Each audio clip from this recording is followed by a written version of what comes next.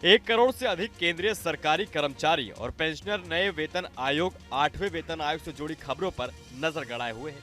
केंद्र सरकार ने 8वें वेतन आयोग के गठन को जनवरी 2025 से मंजूरी दे चुकी है।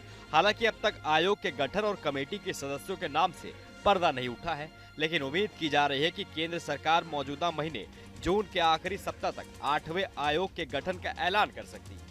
केंद्रीय कर्मचारी और पेंशनर्स के मन में आशंका है कि अगर केंद्र सरकार 8वें वेतन आयोग को जल्द से जल्द गठन नहीं करती है तो इसे लागू करने में देरी हो सकती है। दरअसल 8वें वेतन आयोग को 1 जनवरी 2026 से लागू किया जाना है। केंद्र सरकार की ओर से अब तक पैनल के सदस्यों की नियुक्ति नहीं की गई है। इसी कड़ी में बड़ी खबरें सामने आ रही हैं कि सदस्यों की नियुक्ति के साथ साथ लेकर 8वें वेतन आयोग के लिए रेफरेंस की शर्तों को भी जल्द मंजूरी दे सकती है। दरअसल पिछले दिनों national counselling joint consultative machinery के स्टाफ साइट के सचिव शिव गोपाल मिश्रा ने कहा कि उन्हें उम्मीद है कि रेफरेंस की शर्तें को केंद्र सरकार की ओर से जल्द मंजूरी मिल जाएगी। मीडिया में चल रही खबरों के मुताबिक केंद्र सरकार ने इस सिलसिले में जनवरी में ही 8वें वेतन आयोग के लिए रेफरेंस की शर्तें यानी TOR पर कर्मचारियों के संघों से उनके विचार मांगे थे। इसके बाद कर्मचारी संगठन ने अपना मसौदा TOR को आगे बढ़ाया था।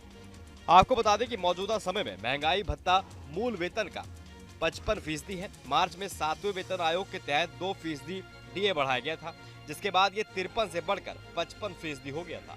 गौरतलब है कि वेतन आयोग आमतौर पर 10 साल में एक बार वेतन संशोधन के लिए फिटमेंट फैक्टर और अन्य तौर तरीकों की सिफारिश करने के लिए गठित किया जाता है।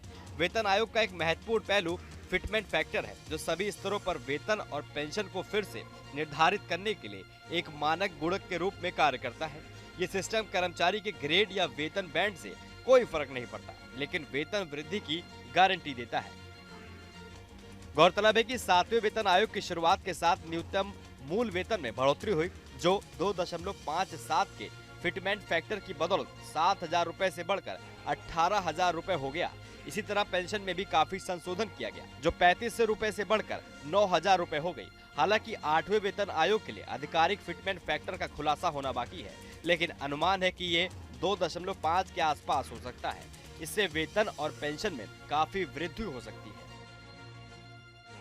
आपको बता दें, 8वें वेतन आयोग के लागू होने से सरकारी खर्च भी भारी बढ़ोतरी हो सकती है और इसके देश की अर्थव्यवस्था पर भारी पड़ने की संभावना है।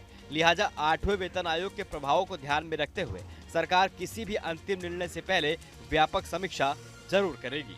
अब आपकी क्या राय इस पूरी वीडियो को लेकर हमें कमेंट बॉक्स में कमेंट करके जरूर बताएं और चैनल पर नए हैं तो सब्सक्राइब करना न भूलें।